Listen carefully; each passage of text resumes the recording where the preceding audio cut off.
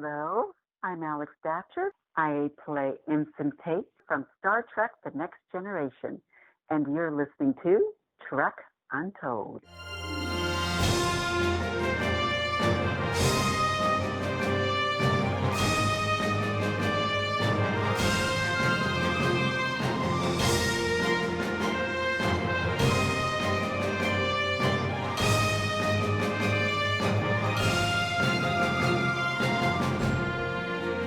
Hello and welcome to Trek Untold, the podcast that goes beyond the stars. I'm your host, Matthew Kaplowitz. On today's episode, we're chatting with character actress Alex Datcher, who left quite an impression with her one and only appearance in the Star Trek franchise, and whose career offers a glimpse at how versatile this underrated performer is. Alex has the classic Hollywood story. A small-town girl from Indiana invests in herself, takes a big risk, and comes to Hollywood to make a career. The biggest difference between how the story usually ends, though, is that Alex succeeded and enjoyed a variety of on-screen appearances through the 90s and mid-2000s. You may have seen Alex in a number of her roles, including Martin, Sister Sister, Diagnosis Murder, In the Heat of the Night, Hangin' with Mr. Cooper, The Pretender, 18 Wheels of Justice, The Tracy Morgan Show, and Pacific Blue, to name a handful of her more than 3 dozen appearances on television and film. Her big break came in 1992 when she co-starred with Wesley Snipes in Passenger 57, and she was there for that infamous line, and we're going to talk about that later on in this show. And if you don't know which one I'm talking about, you're going to know pretty quickly once we get into that part of it. As for Star Trek, Alex appeared in the Season 7 opener of Star Trek The Next Generation, Descent Part 2. In that episode, most of the bridge crew is off of the ship, dealing with Lore and the Borg. This means the highest-ranking officer still on the Enterprise is Commander Beverly Crusher, who rallies a team of lower decks officers to maintain the bridge.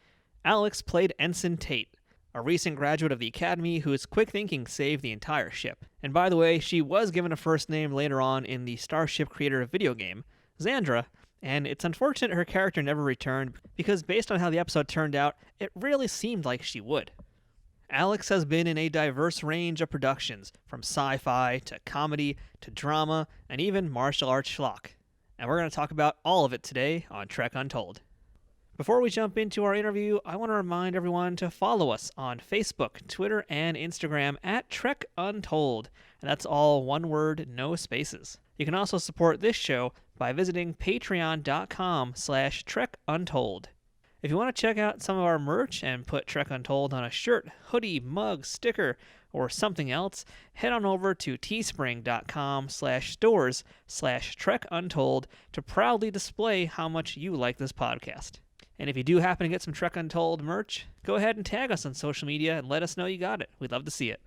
But most of all, please make sure to subscribe to this podcast and to leave a rating and a review. There's a lot of Star Trek podcasts out there, as I'm sure you already know, and leaving ratings and reviews helps people find us when they're searching for these types of shows. If you're already following us or offering your support in whatever way you can, be it a follow, review, monetarily, or even just listening today, thank you for the help. There's a family of Star Trek podcasts out there, and we appreciate you joining us here each and every week on the show. I'd also like to make a quick shout out to our friends at Triple Fiction Productions, who make some great 3D printed Star Trek inspired products for toys and people. But you'll hear more about them a little bit later on in the show. Now, without further ado, let's beam up this week's guest. Computer, access interview file. Affirmative. Initiating program. Welcome back to Trek Untold, and joining us this week, we've got an actress who has been in shows such as Beauty and the Beast, Hanging with Mr. Cooper, Diagnosis Murder, Sliders, Sister Sister, and 18 Wheels of Justice, and she was also there when Wesley Snipes reminded us which color to bet on in Passenger 57.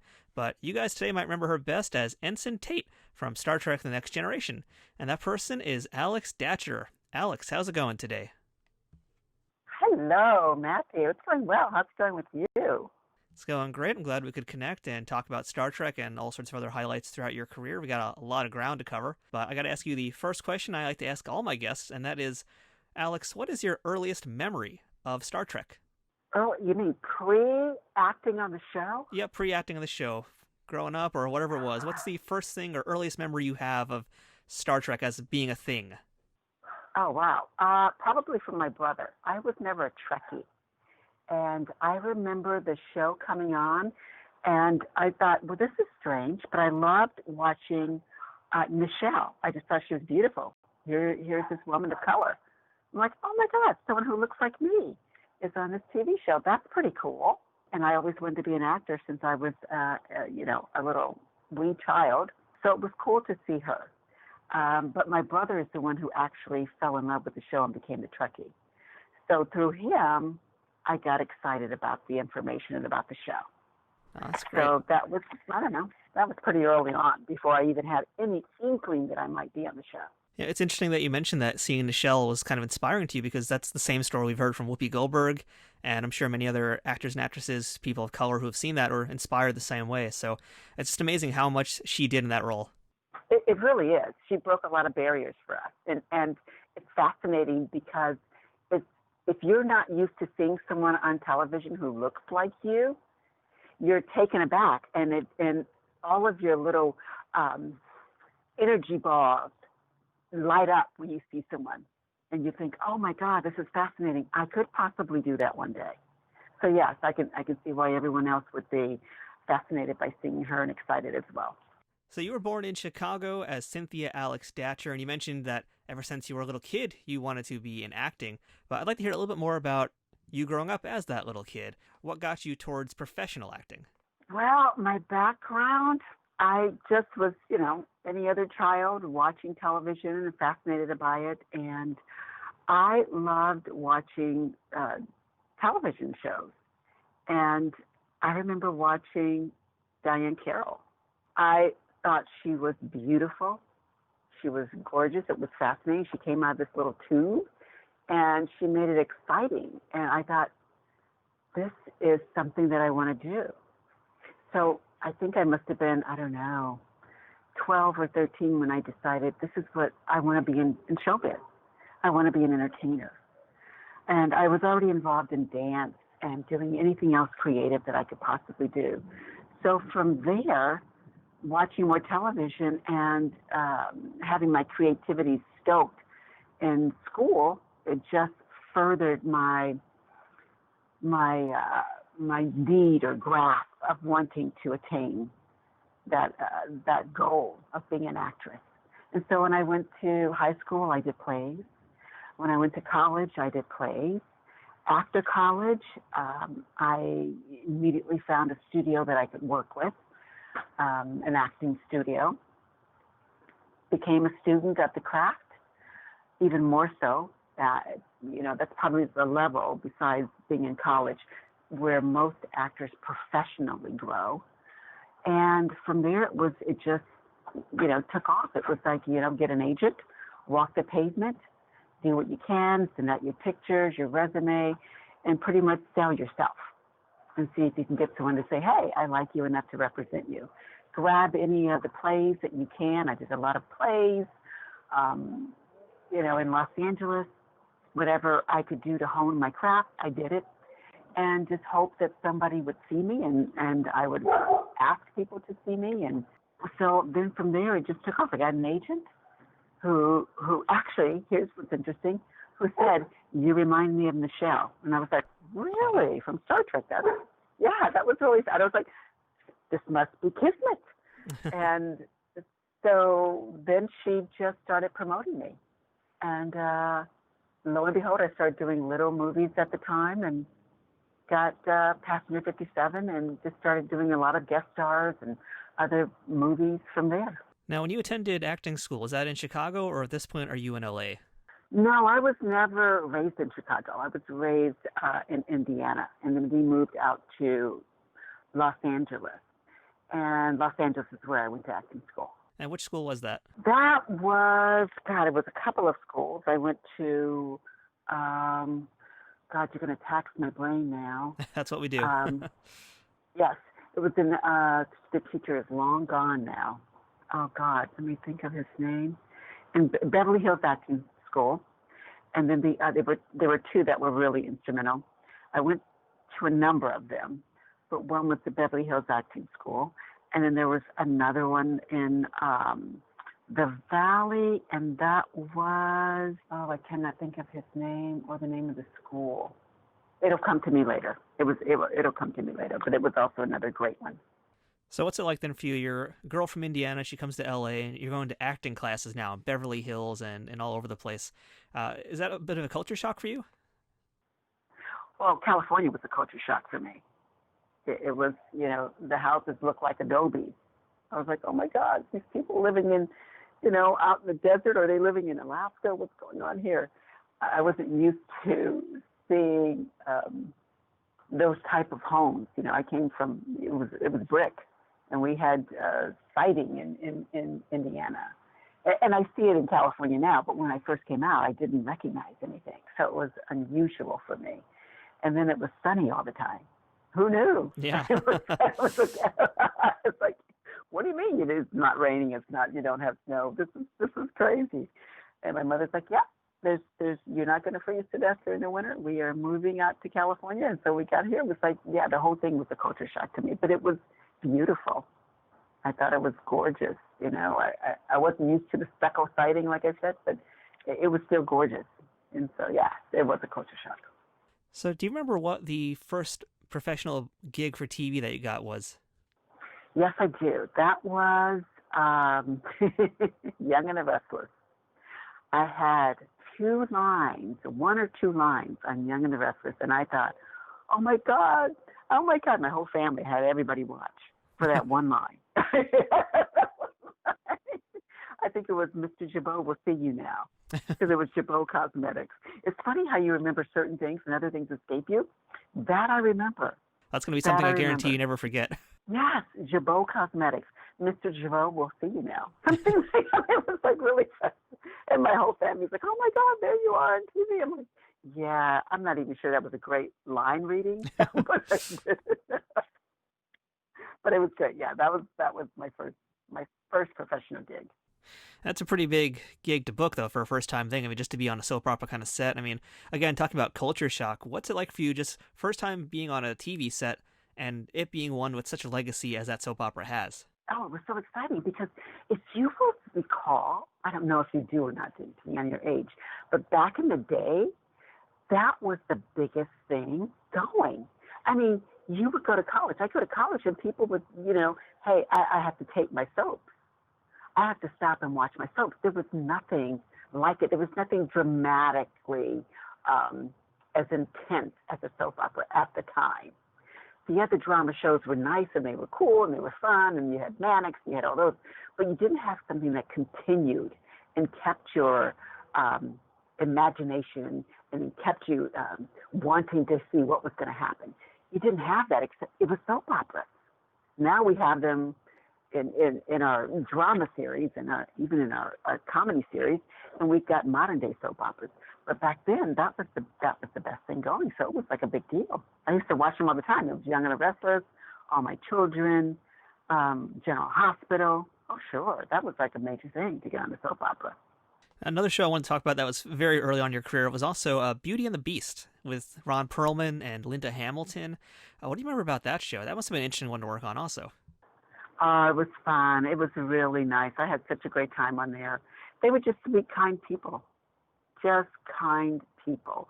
Yeah, I just had a good time. I don't remember anything that stood out too much, except it was a good feeling. You remember when you work on shows, whether you felt good and had a great time or you didn't.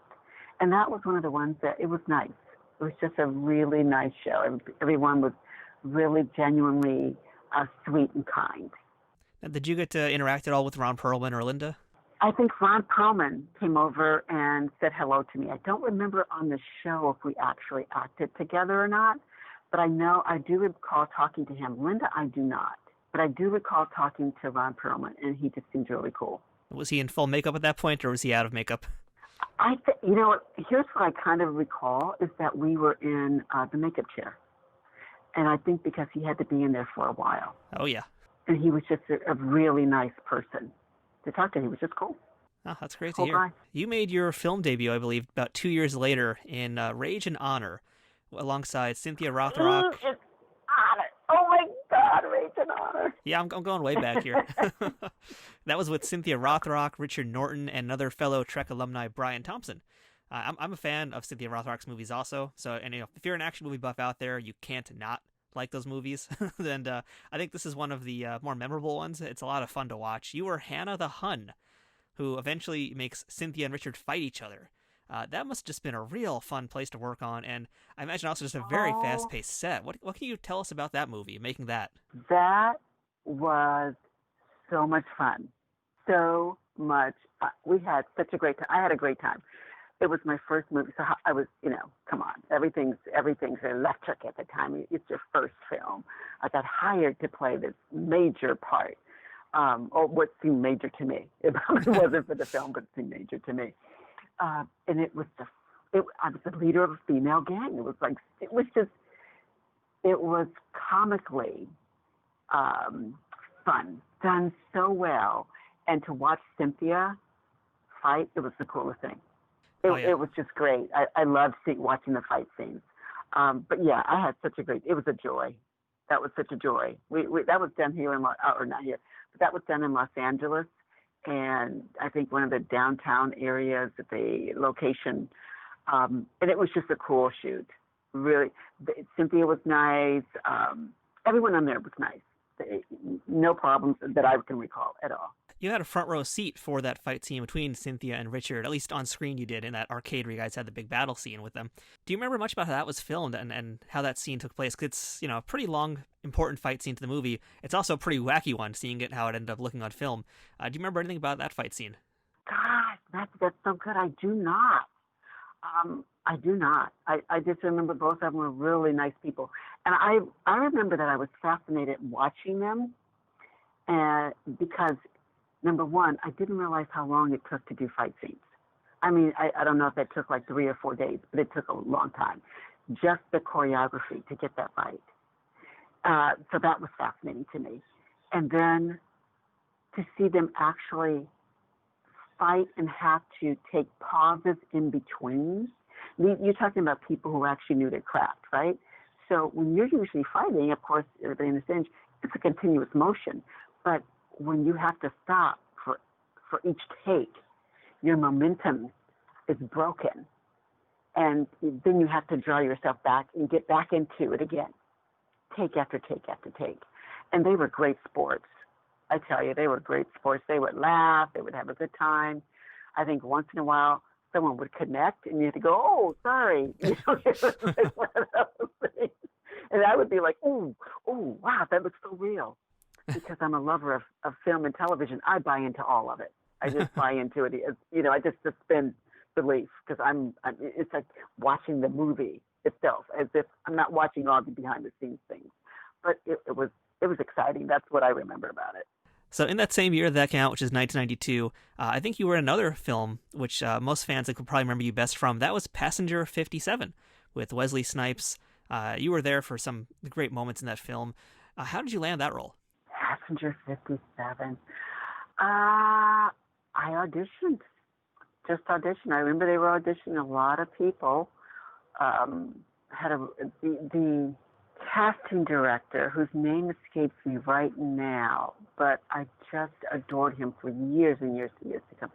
He was a sweetheart, and he just saw something, because I was very unknown, and he saw something in me and said, "I'm just going to take you forward."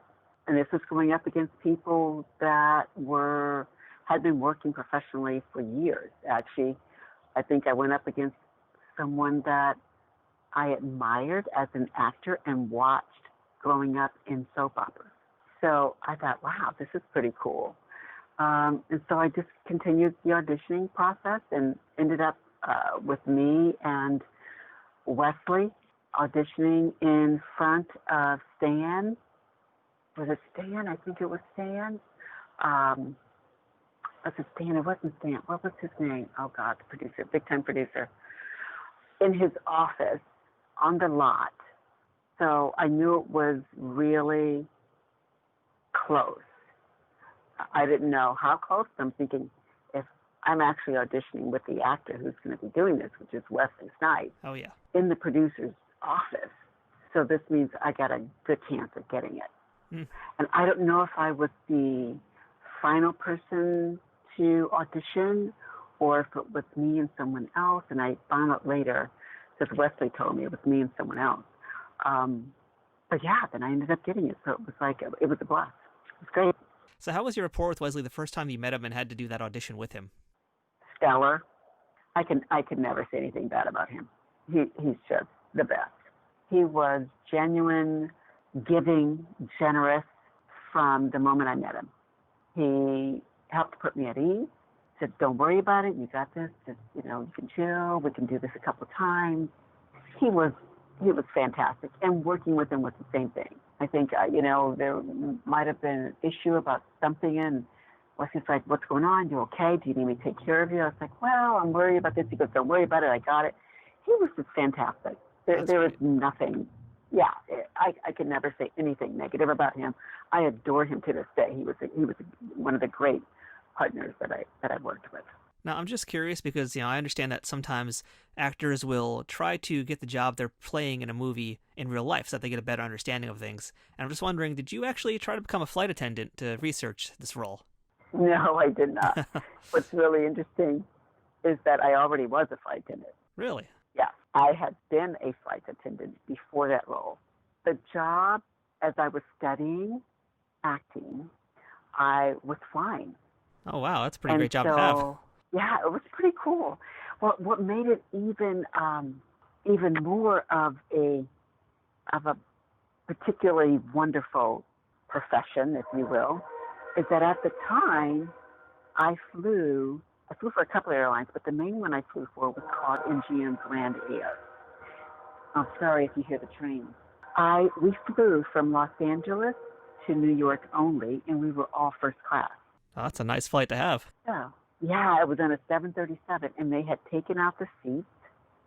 They had like 135 seats, 137 seats. They had taken out all of those seats and put in like 35. So we had 4 cabins in the back, 2 seats each that faced each other, and that became beds if you wanted to purchase the entire cabin. Huh. So I got to fly and meet with so many people in the industry, business professionals, because this is first class. You had to be able to afford the flight to take it. And back in that day, you had to have money or be, working quite a bit. We had our own place that you entered in LAX and left. So it was secluded, sort of. It was great. And I didn't necessarily tell people that, I was, an aspiring actress. I think maybe a few people I may have mentioned it to. I met Will Smith and his father. Oh, wow.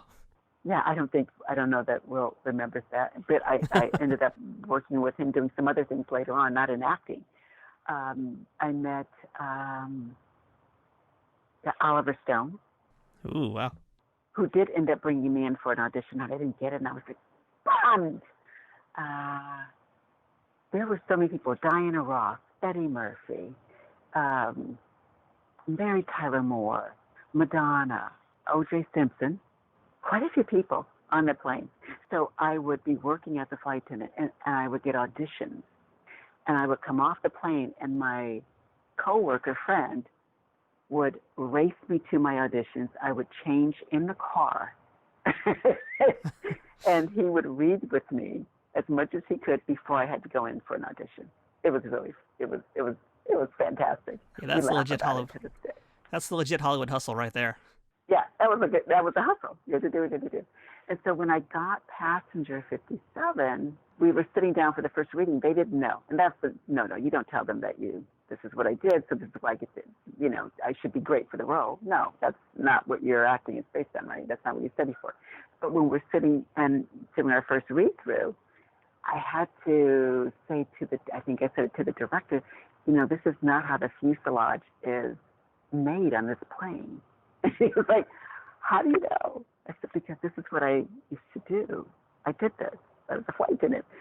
And he's like, oh, that's funny. And I said, I know. But so it was great. We laughed about it, and he had no clue whatsoever, which was perfect for me. So yeah, they didn't know that I used to fly. Now, you were there for that infamous scene where Wesley Snipes says, always bet on black. What do you remember about filming that scene? Does it even stand out to you? It doesn't. No, not really. It was another spectacular scene with Wesley. I mean, to this day now, it's become like something that is still quoted that many years later, which is crazy. But for you, it's just another scene, basically. Pretty much. And I just listened to it and I'm like, oh my God, that has just stuck around. I mean, I have people that bring it up to me. They don't even know where it comes from. And I go, oh my God, you have no clue.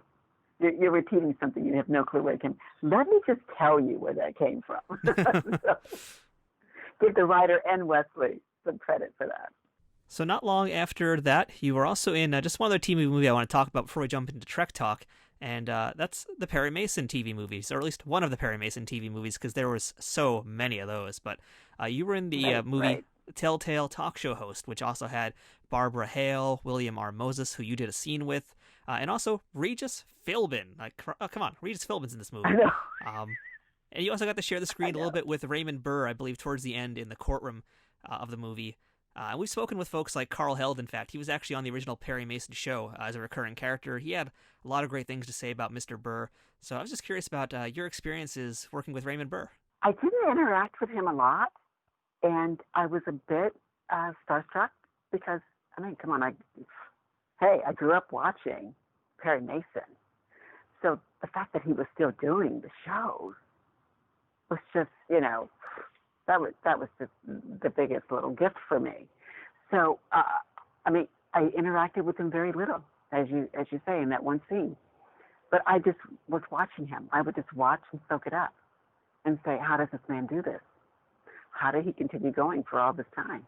Yeah, that's the real mystery of Perry Mason. That's the real mystery. And it was a fun shoot, though. Such a fun shoot. But yeah, that is the real mystery. Yes, you're correct. Now, I'm curious, too, though, did you get to meet Regis Philbin? Because at this point, Regis is pretty huge. I mean, he's always been a big, well-known performer, but, this is kind of like the height of Regis and Kathy Lee, isn't it? I think so, and I don't recall meeting him. I do recall, there were so many other TV stars on that show at the same time. I think Fritz and Fred from the Evening News in Los Angeles, NBC, they were on the show as well. Fred, I flew out with, so it was fascinating to meet him at the same time because I was watching him on TV every night. And I think I may have met him and maybe Fritz. I don't recall meeting Regis. Well, did you happen to meet G. Gordon Liddy? I did. And I think we all had a scene together at the very end because wasn't he the bad person? Or Spoiler alert. Yeah, exactly right. I'm so sorry. But at the end, there was a scene with all of us together, and shooting the breeze, just talking. Actually, I'm pretty much listening to them talk about other stuff, but we just chit chatted. There was nothing major, but he seemed like a nice guy. How can you not be nice when you're on a TV set or a movie set? How can you not be nice? Did he remember you when you worked on 18 Wheels of Justice? No. And was this before? I think this was before 18 Wheels. Yeah, this was, I think, at least like 5-7 years maybe before that, yeah. Yeah, before Wheels of Justice, yeah. Did I work with him on Wheels of Justice? I don't see. Right. I know you both were in it, but I don't know if you guys ever crossed paths. I couldn't find those episodes to watch beforehand. So I was just curious that, there's that kind of connection that many years ahead. Yeah, I don't recall. I do not recall connecting with him and saying, hey, we worked together. But you know what? I wouldn't be surprised if it's there somewhere because I've crossed paths with many people that I've worked with before, and they're like, yeah, Alex, we did this. And I'm like, oh, my God, we didn't we? It's like you do so many over it's like 20 years. And so, yeah, my memory gets taxed. Trek Untold will return momentarily. Trek Untold is brought to you by Triple Fiction Productions. If you're a Star Trek cosplayer looking for props or toy collector looking to spice up your shelves, Triple Fiction Productions has you covered. Triple Fiction Productions produces affordable and unique 3D printed Trek-inspired products from the original series, Next Generation, Deep Space Nine, Voyager, Enterprise, and the movies. You can expect the same amount of care and attention to detail in any of the items in their catalog, whether it's a prop replica for use in a fan film, or a part of a cosplay, or accessories and playsets for figures from Playmates, Migos, or Diamond Select. Own your very own tricorder or phaser rifle with working lights, the bridge of the Enterprise E for your Playmates figures, or any other item from countless species and ships from the Star Trek universe. All products are 3D printed in the USA and are constantly evolving and improving based on fan feedback. To learn more about their products, visit them at triple-fictionproductions.net or on Facebook at facebook.com/triplefictionproductions. Triple Fiction Productions, taking Star Trek where no 3D printer has gone before.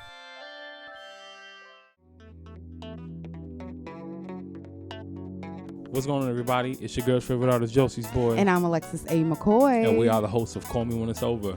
We are more than just a podcast. We are a culture cast. Yes, and you can check us out every single Saturday with a brand new episode. We're available on iTunes, iHeartRadio, Spotify, and Google Play. And you can catch us on our homepage at rigsworksnetwork.com. And don't forget to follow us on Instagram at _Call Me When It's Over. That's right. And as always, speak up, speak out. And leave your ego at the door. We now return to Trek Untold.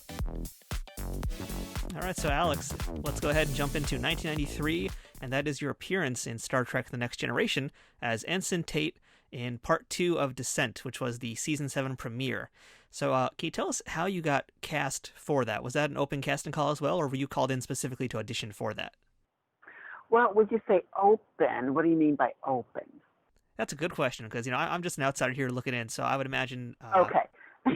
I want to say I want to say cattle call kind of audition, but I don't know if that's the right term to use either. No. So, after you get an agent, you're called in, and some people say an open casting call means we're just putting it out there for anybody to come in with or without an agent. But for most people, when you have agents, it's not necessarily an open call. It's because they've specifically looked at your resume and wanted to bring you in. They still may bring in like 20 people, but for whatever reason, they saw something in you, and then your agent or manager's out there pushing you as well. And so they bring you in. So that's how that started. So I got called in, and I think I had auditioned. I know I had auditioned for them a couple of times, and I wasn't right for those roles, but the casting director, God bless him, he really liked me, and he was just dead set on finding something for me to do, and he brought me in for this role, and I got it. I remember auditioning on the Paramount studio. Do you remember what those other roles were, since you just happened to mention that? I do not. I wish I knew that. That'd be that's the thing we've heard from a lot of folks when we do the show, is they've all, in most cases, auditioned multiple times, and they might not necessarily get it the first time, but eventually, maybe even years after they first auditioned, they find something for them. So that's kind of an interesting thing for Star Trek.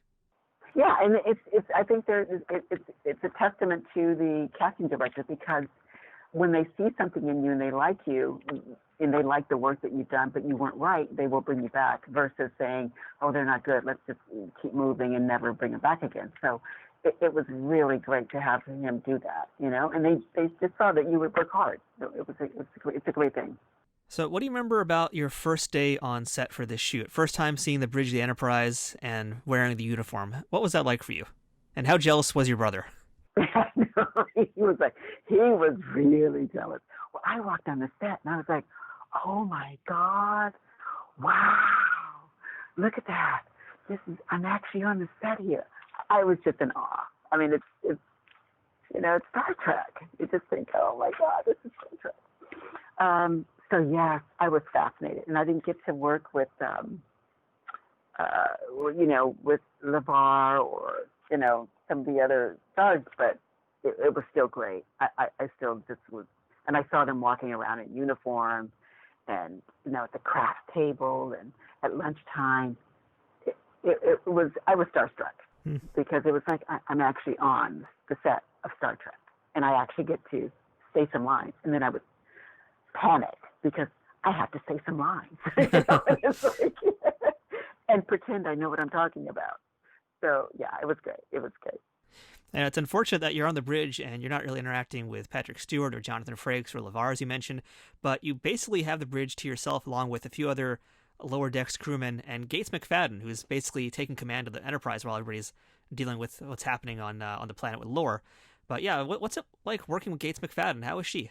Yes, and my brother actually had to, just to give you a little bit of backdrop on that, my brother actually had to walk me through some of my lines and said, this is what you're doing, and this is what she means when she's saying she needs you to do this.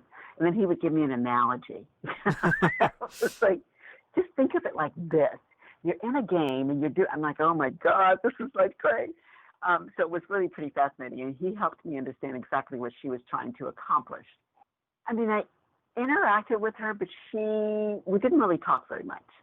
It's not like we did our scenes together, but there was no, once we would break or pause or do a retake, she seemed like a very kind person, but I think, she was into her role and getting her lines and things like that, just as I was.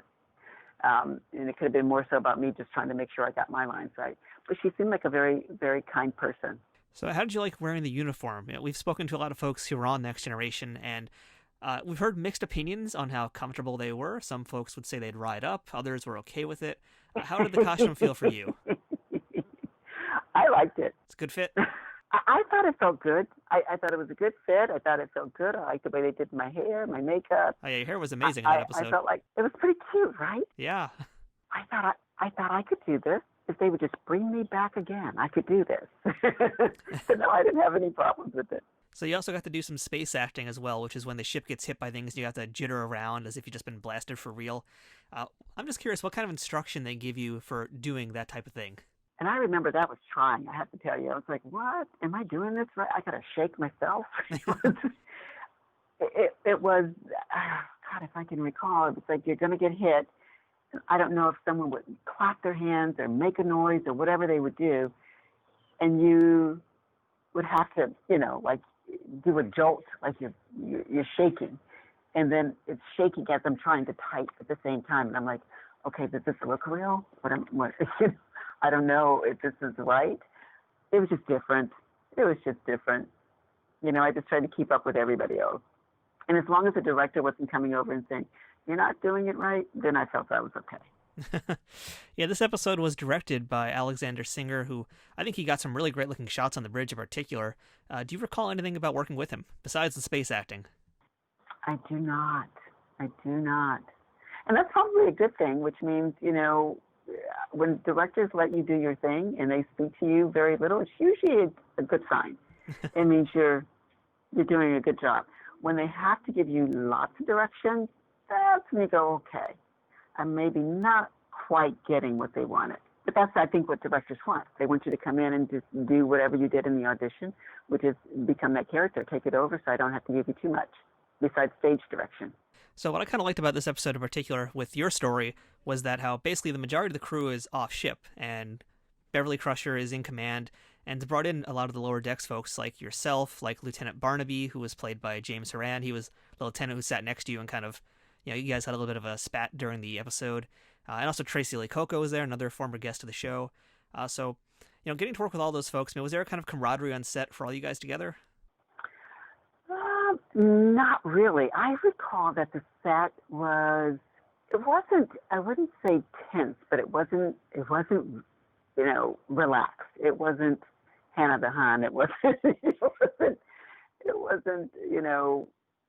that type of character in that setting where people could just laugh and be jovial.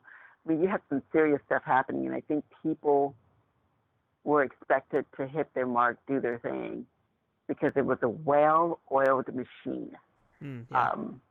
And so it was a timer. You had to do your thing. It wasn't one of those, everybody chill, relax, we're going to have. That's my recollection of it. But it wasn't like it was intense either. It was just more, let's get the work done. So did you watch the episode when it first aired? I did. And what did you think of it? It's hard for me to watch myself. So I'm so critical. I watched and I went, oh, I could have said this better. I don't know what I was doing. This is what I do when I watch myself. I should have done that a different way. It's okay. And then my friends or other people tell me, hey, I get calls. I watched you on this. It was so good. This was great. You did a good. And I never see it like that. I like what everybody else does. I'm just not really particularly excited about what I do. I have to go away from it for a while. Well, I think most importantly is, what did your brother think? And again, how much more jealous was he once he actually saw you in uniform? I know. He loved it. Oh my God, he was so excited. He was very jealous, but he always found it fascinating. He's like, I don't know how you do that. I don't know how you get up there and say those lines in front of people. He's never understood that since I've been acting. That's always been his thing. But he was so proud.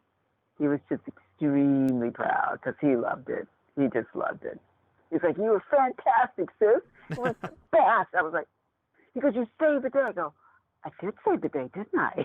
You did. Yeah. So yeah, it was great. So shout out to Alex's brother. Hopefully he's listening. Yeah. Tell him to listen. He'll listen to it.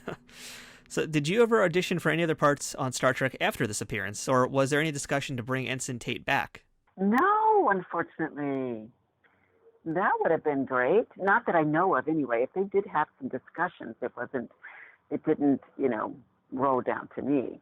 But I knew that they were always creating more shows and characters, and who knows, There was always a possibility. You never know. But I didn't hear anything, no.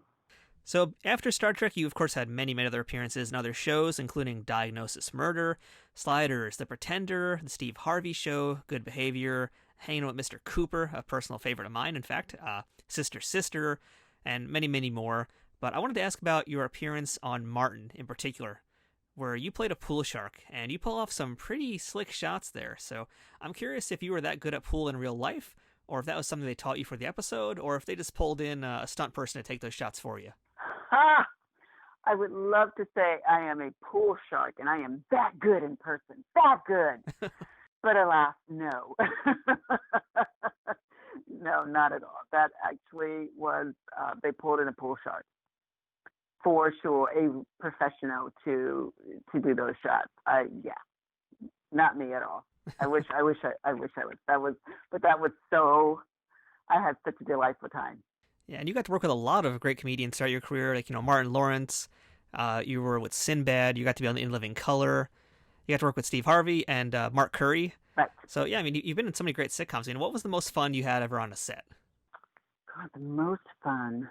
I did have a good time on the Telltale Talk Show, but probably Diagnosis Murder because I was working with a friend of mine, and so we got to hang out and we had a lot of fun. That was, that was a good fun show. Good set. It's nice. It's interesting when you have a good set of people that you work with. Did you get to hang out much with Dick Van Dyke?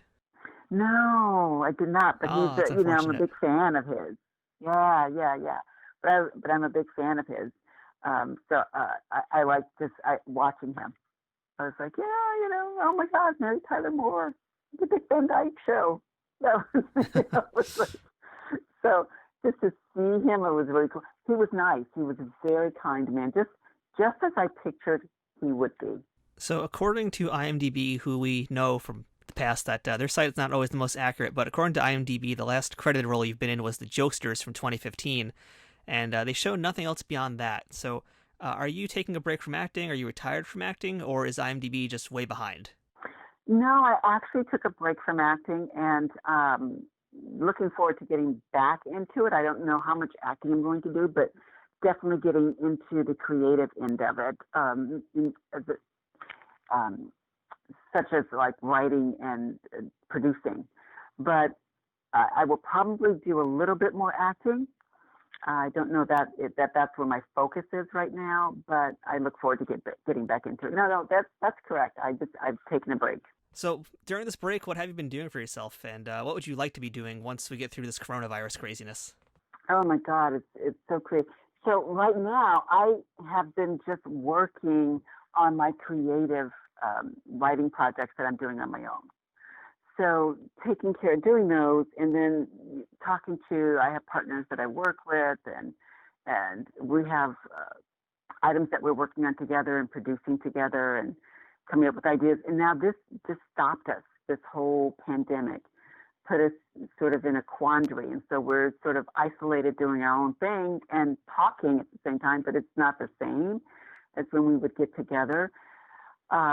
So we're just trying to make the best of it. So as soon as this lets up and we can get together again compare notes, work together. We do much better when we're working in the same space than we're going to just hit the ground running again.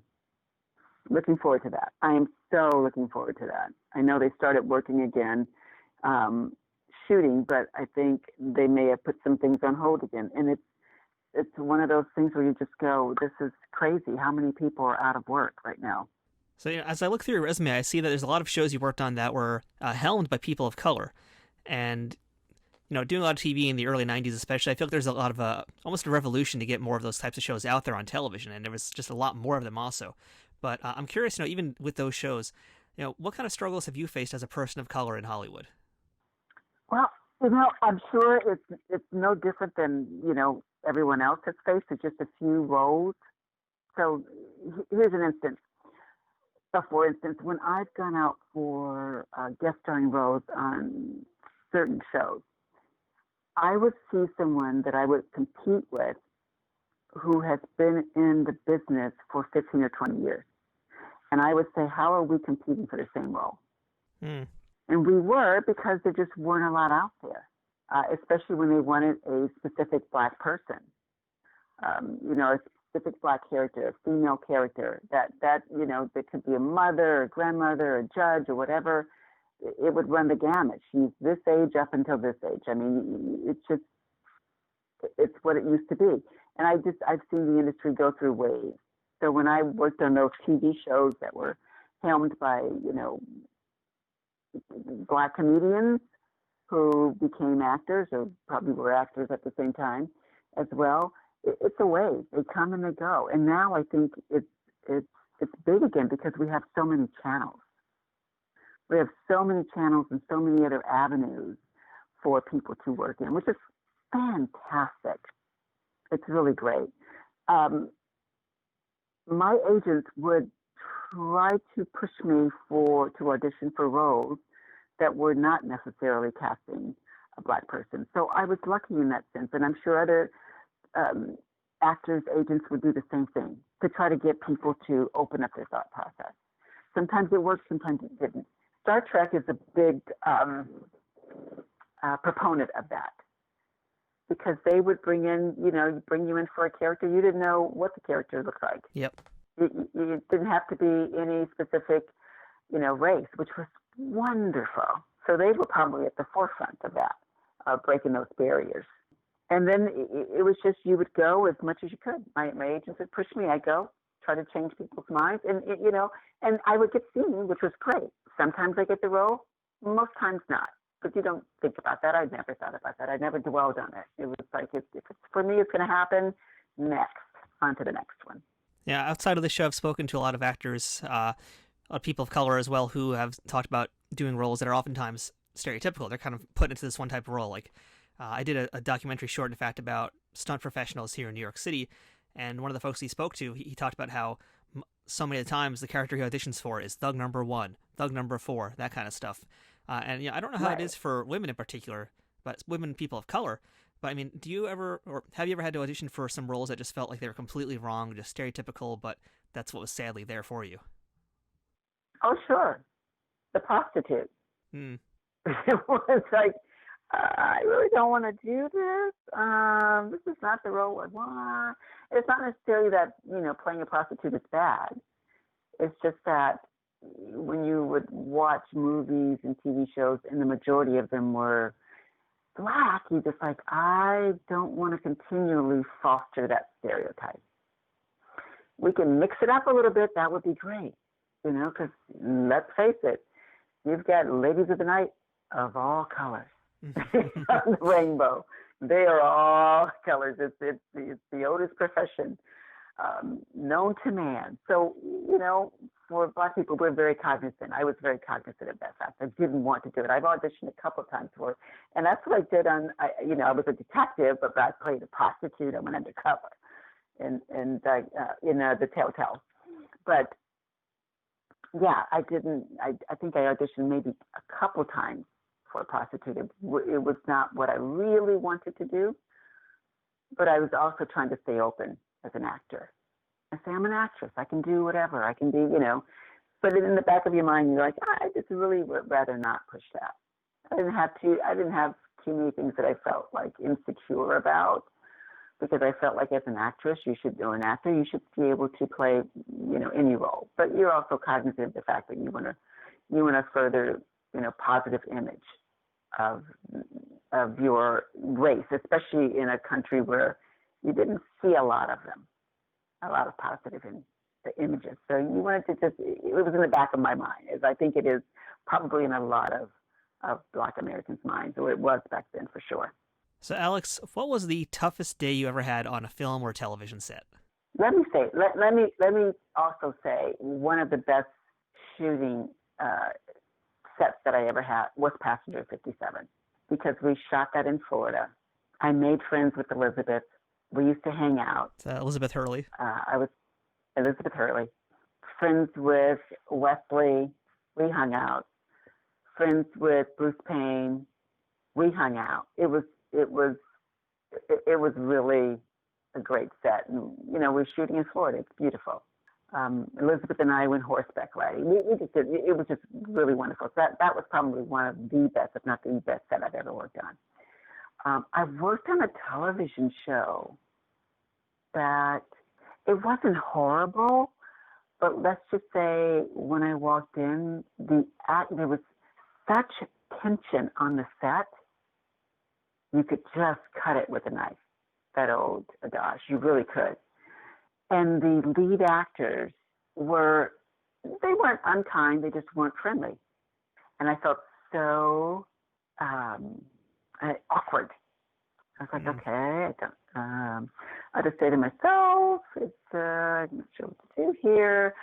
I just it's like a week's worth of work. So it's sort of like it's and when you're in an intimate setting with someone, you're used to having that. You have an instant camaraderie almost on sets with people, because, hey, we're doing something pretty fantastic that most people don't get to do. We get paid to have fun doing it. So most people are sort of aware of that. So when you walk into a place where the energy was tight, you feel it, you notice it, and you just sort of are taken aback. And I was taken aback. And I don't want to say what it was, because I don't want to point out the people, but just say I think they had it wasn't about me. I think it was it's never about you. It's usually about other machinations that are going on behind the scenes. So what is the best piece of advice, either life, acting, or both, that you ever received from someone that you could share with us today? That I ever received from someone? It was probably know where your line is, so that if you cross it, you know you're crossing it. And if you're pushed up against it, you can make a decision. And that's that moral line of being in the business. Because people sometimes may ask you to do things, or you may get offered things that you may or may not want to do. And you have to know your own moral compass. Is this the direction I want to go in? Is this the line I want to cross? Is this not the line? Is this a good one for me? That was probably one of the best things I've ever received, because I've remembered it. People tell you things you don't remember. You're like, oh, yeah, I know what you said. Yeah, don't do this, do that. Okay, I got it. And then there's certain ones people tell you, you go, all right, okay, that's good. So that stuck with me. It's just know your moral compass and know your line. It's a line where you'll cross. It's a line where you won't cross, and be able to stick to it and defend it. It's really basically about your foundation as a person, your moral compass. Who are you? Yeah, that's a great piece of advice. So, last question for you today, Alex. What is the best thing about being a part of the Star Trek universe? That I'm part of the Star Trek universe. Are you kidding me? I'm part of that family. Did you send me that picture? Did you send that picture to Scott, and Scott sent it to me, of all the Star Trek people? It was a portrait of all the black actors the majority of the black actors. Yep, that was me. I tried to get as many in there as I could. There's a lot, but yeah, I tried to get a bunch in there. I loved it. And then you added me on, and he's like, wait, where's... And I go, look, and I look pretty light. Can you give me a little color? I did actually do some photo touching up, yes. I brightened you up. I wanted to make sure you got some rosy cheeks. I know. I love it. Thank you so much. That is like the best thing to me. It's like I'm a part of this group that's this never-ending, intimate, forever loved group. There are so many Trekkies out there that it just goes on and on. You don't get this in other shows. I mean, we're the people from, Diagnosis Murder. I love that show. We're the people from, Martin. We're the Martinites. The Perry Masonites. You don't have that. You have the Star Trek. You have the Trekkies. You have the Trekkies, and you're a part of that family forever. You are immortalized in that sense, and that just warms the cockles of my heart. All right, so Alex, thank you so much for your time today. This has been really great. Again, just another insightful interview, and I'm just really excited I got to talk to somebody who was next to Wesley Snipes when he bet on black, because, man, that's just the coolest thing ever. Star Trek's cool, but Wesley Snipes, that's a whole other level. He is cool. All right, well, Thank you, Matthew. This was great. You take care. Thank you so much. You have a good day. All right, you too. Bye-bye. That was our discussion today with Alex Datcher, who was just lovely to chat with. I look forward to meeting her at a convention someday, and I suggest all of you try to do the same. Originally in Descent Part 2, Dwight Schultz was supposed to reprise his role as Barclay for this episode. But scheduling conflicts and cost issues prevented that, leading to the role of Ensign Tait being written. It's not uncommon in television for an actor to be unable to participate in something that they've been a major part of in the past, and thankfully moments like that give character actors like Alex a chance to shine. The story is the same with the guest from our very first episode of Trek Untold, Caitlin Hopkins, and how she essentially took over the role of the female Vorta, Eris, on Deep Space Nine from Molly Hagan. The most notable time an actor replaced another actor on Star Trek is probably going to be Susanna Thompson replacing Alice Krige as the Borg Queen. Alice played the part in First Contact, and when she was unable to return in the Voyager episode Dark Frontier, Susanna was called in. Thompson originally auditioned for the Borg Queen back then, and while she didn't get it, her audition was memorable enough that they brought her in to take over the role for 3 episodes on Voyager. However, for the Voyager finale, Alice returned for the role, because this time around, Susanna was the one who was unavailable. Funny how that all worked out. Thank you again for listening to this week's episode of Trek Untold. Please make sure you follow us on social media to see all of our memes and daily guest updates. And who knows what else, because you never know what pops up on our pages. All you have to do is look for Trek Untold on Facebook, Twitter, and Instagram. We'd love to hear from you and hear what you think about this week's episode. If you'd like to support this podcast, check out patreon.com/TrekUntold to learn how you can keep our ship operating at full power.